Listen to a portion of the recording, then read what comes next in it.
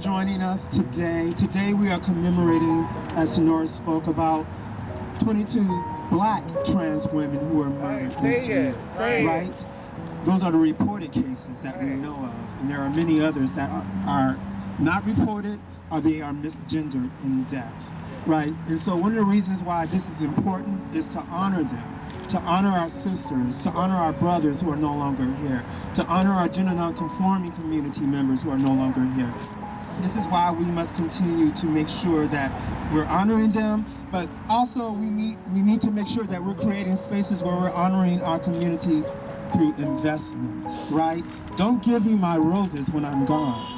You know, too often we do that. You know, we honor our sisters and our brothers when they're no longer here. We need to make sure that we are creating more opportunities, investments in trans-led organizations, making sure that black trans women have spaces to unpack historical trauma, to talk about issues when it comes to how we are dealing with our overall cis black community.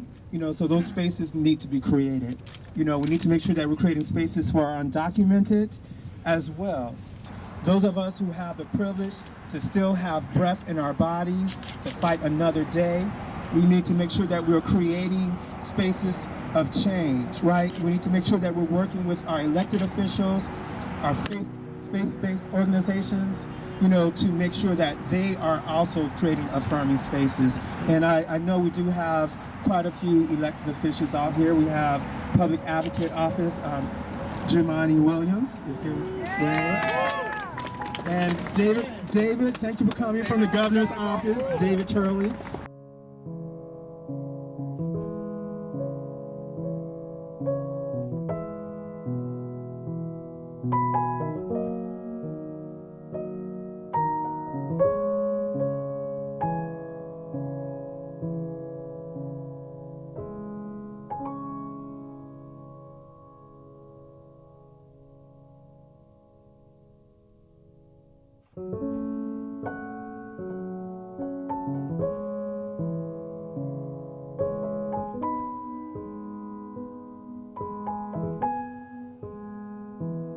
Laylene Polanco, Amanda Milan, Elon Nettles, Sasha Valentine, Arlene Hoffman, who? Alora,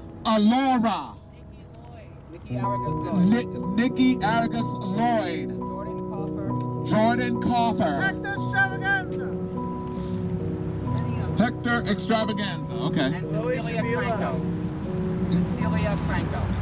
Cecilia Cranko, thank you.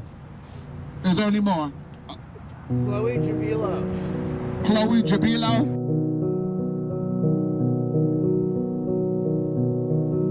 Cut the petty shit out. We need to find a way to organize, to stand up and be heard articulately. That makes sense. Politicians can understand that.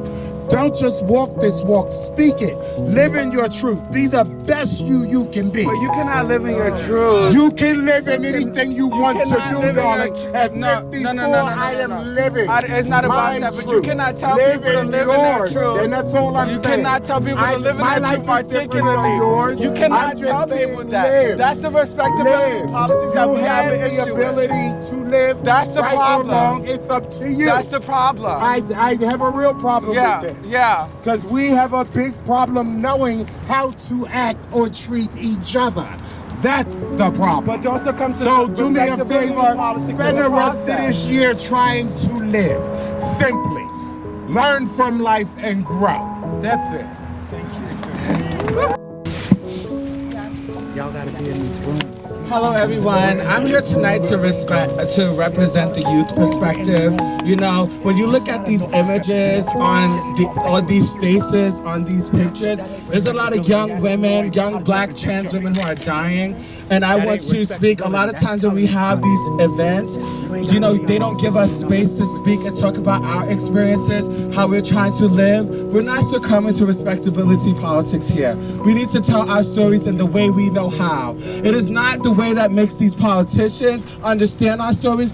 It is their job to understand our stories the way we tell it, because we vote them in office. It is not for me to learn their language to tell them my stories. I'm not succumbing to that. My life is valuable. I deserve to live. Know that. Support all the agendas that make me whole so that I am not a victim. And one of these 22 women who have been done is Black trans women who are dying.